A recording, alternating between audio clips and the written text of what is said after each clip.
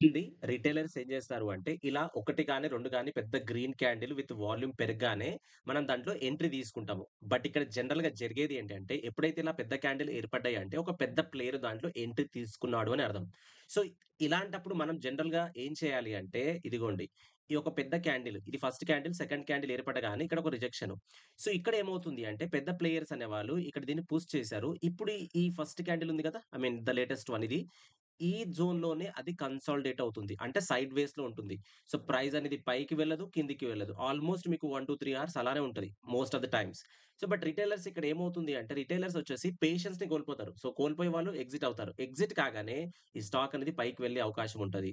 So, ఎప్పుడైతే movement అనేది పాజిటివ్‌గా ఉన్నప్పుడు మనం జస్ట్ వెయిట్ చేయాలి. మరి ఇక్కడ నేను వెయిట్ చేయాలా, తీసుకోవాలన్నప్పుడు ఈ జోన్ ఏదైతే ఉందో, సో, ఇప్పుడు ఈ జోన్ ఉంది గదా!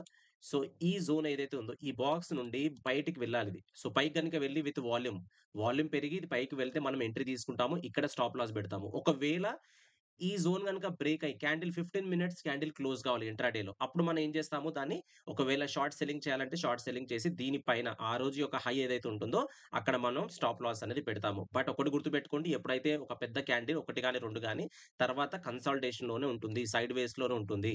ఇమ్మీడియేట్ మూవ్‌మెంట్ అయితే మనం చూడలేము. ఓకే.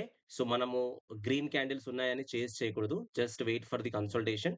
So, yeah! హోప్ మీకు నచ్చిందనుకుంటాను. Thank you so much.